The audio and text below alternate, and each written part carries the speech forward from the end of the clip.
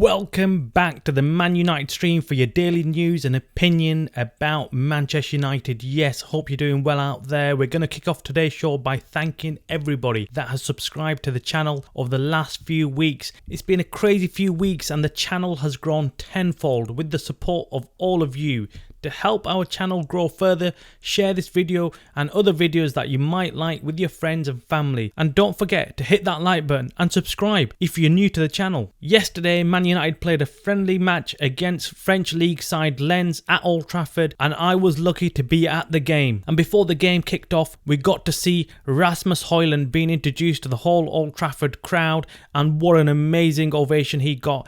He looks like a player that's going to be huge going forward for Man United. He's going to be a very important player. We are missing a striker and we needed someone desperately, and we've got this young teenage sensation who can come in and really become one of the fan favourites. It was awesome seeing him in the flesh, having talked about him for weeks, having discussed him for weeks, and having looked forward to signing someone. We finally got to see Rasmus Hojlund in the flesh coming out onto the Old Trafford turf. It was amazing. The crowd was going wild. You could see just the excitement that he caused. It was just amazing. I just cannot wait to see him play. Apparently he has picked up a bit of an injury and he may not be starting for Man United for a few games at least into the season, which is a shame. I would have liked to see him straight away into the team. Maybe that's why his medical got delayed, because if you remember, there was a few days where they didn't announce anything and Manchester United just went really quiet, and his medical was then scheduled over 2 days, which probably was because of that injury, because they must have got someone else in, an expert in, to look at his injury and see how serious it is. So that was touch and go, but we're really happy that he's officially a Manchester United player, and it's been all over social media. We got to see his announcement on social media as well. Manchester United are really pleased to have him. Ten Hag looks over the moon having a striker in, and Hojlund, a boyhood Manchester United fan. You want more players like Hojlund who are willing to be at Manchester United, not because they're getting paid or not because of their career, but most importantly because they want to be there and they want to make a difference for the team. I really think that he will be the missing piece of the jigsaw in Ten Hag's team. So Manchester United ended up winning the game 3-1 against Lens yesterday. The game started well for United and Manchester United had some very good chances in the early part of the game. Garnacho, Bruno Fernandes and Casemiro for me were the standout players. Garnacho got lots of space running down that side. He could have scored quite a few goals in the first half. He's laid up a really simple chance for Mason Mount to score, but Mason Mount unfortunately got his feet all twisted and just did not finish in time. He looks a bit nervous, Mason Mount. I hope Mason Mount settles in and starts playing his football, what he's good at. We know he's a class player. We know once Mason Mount starts ticking, he will be an awesome player for Manchester United. He does look nervous, but once he settles in, I think he'll be an awesome player. Mason Mount is technically gifted with the ball. He just needs to settle down. He just looks a bit nervous on the ball. Every time the ball was coming to him, he just looked like he was panicking a little bit. He wasn't calm enough on the ball. But again, that is expected. It's his first few games. It was his first game at Old Trafford, so he was nervous. The players that shone out for me, that stuck out for me, were Casemiro and Bruno Fernandes, two of the very best players we've got at Manchester United. Casemiro was an absolute wall in the midfield, just taking out players left, right and centre. He was doing a job of about 2-3 players. Seriously, he was so good in the game. He got everywhere. He was fast, he was agile, and he was making key tackles when needed. What a player he is. But the standout player for me, the man of the match for me, was Bruno Fernandes. This guy had world class passing. I mean, his passing is on point. It was beautiful to watch. Just the way he was playing, the confidence that he was exuding. I feel like Bruno Fernandes getting the captaincy is a great move by Ten Hag. Bruno Fernandes looks like he's full of confidence. He's happy to be captain, happy to take that role on, and just looked amazing on the field. He was full of running. He's just a non-stop. He's got a great engine on him. Brilliant player. and for me was by far one of the best players on the pitch. We had the whole incident with Lens scoring their first goal, which was a lob over Onana, and that I knew immediately would cause a huge media storm around Onana and how he does not stay on his goal line and stays really far up ahead, and there is a huge risk that he will keep on getting lobbed. But Onana after the goal did not look phased at all. He carried on doing exactly what he was already doing. He was way out of his area, almost at the halfway line at occasions. It was crazy to watch. I've never seen a keeper do this. I've never seen a keeper so far up the pitch. He's the complete opposite of David De Gea as a goalkeeper.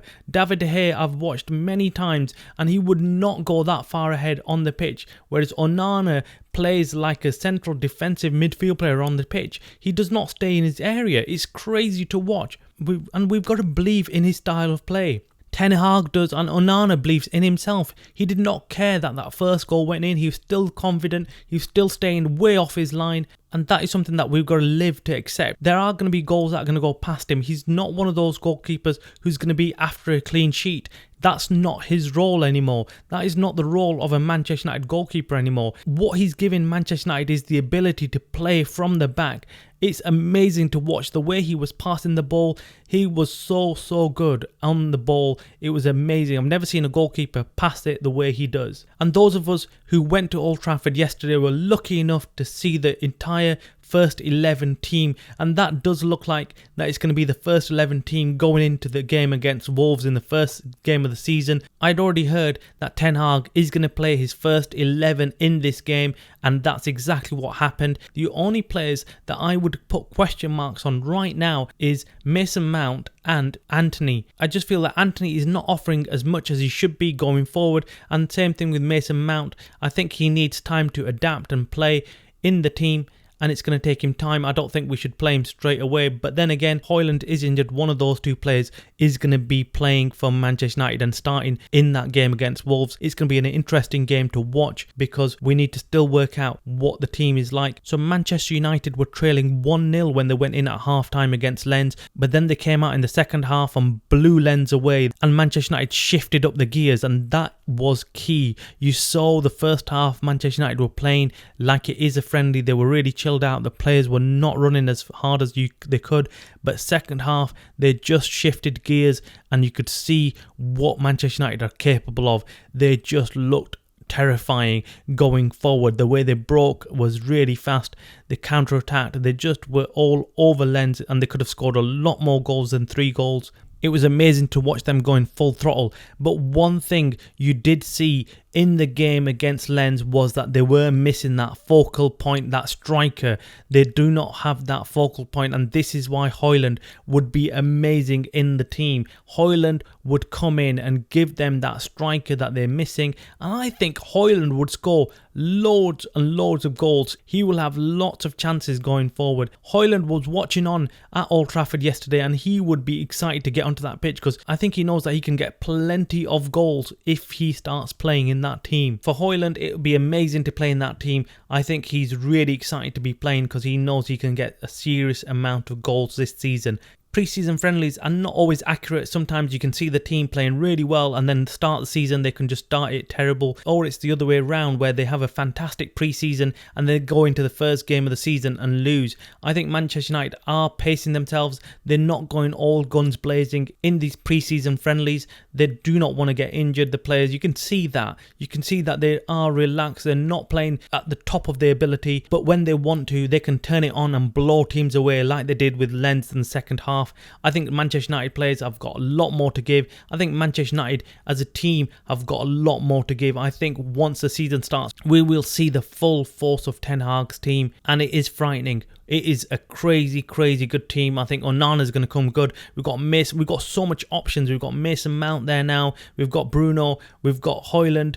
coming in, and then if we sign someone like Amrabat, it would be amazing. We'll have a very strong team going into this season, and we are looking like a team to be reckoned with. We are a fantastic squad of players. You could see that all the players are really getting on with each other and they're really fighting for the team. Ten Hag has got them cooking. It's going to be a really good season coming forward. I really feel it, that we can really do well this season if we just carry on playing the way we are. And if we get a few more new players into this team, my God, will it be strong. It would be a really terrifying team to play against. I think Manchester United are really looking like a team that can go and do well this season, and fingers crossed that is what they'll do.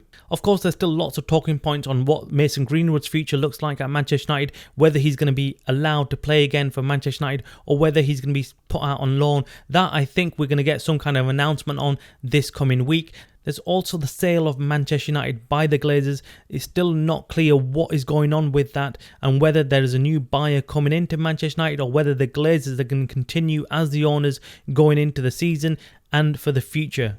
What was also interesting in yesterday's game is that Ten Hag did not use McTominay or Maguire as subs. He only brought on Sancho, and not using these players as subs indicates that these players will be looking to head out of Manchester United, and he doesn't want them to pick up injuries in the pre-season games. Manchester United are involved in another friendly match today in Dublin against Athletic Club. I don't believe Ten Hag will be playing his first 11 in this game today. Ten Hag will be playing the younger players today and will be resting his first 11 players, which we were lucky to see yesterday. We got to see the first team at Old Trafford. It was amazing. I mean, I was really pleased to see that game because lucky enough I was there and I got to see the players that I wanted to see, and you got to see what their fitness levels were, where they were in terms of the pre-season preparation, and all the players look good. Of course, nowadays in pre-season these players are already in shape. They do not really take time off. They take maybe a week off on holiday, but week or two off on holiday, but then after that they hit the gym again and they are in peak condition already. So these players look really good. So that is going to be our first 11. Of course, there might be a few changes and tweaks to players, but I think that will be our strongest 11 team going forward into the season.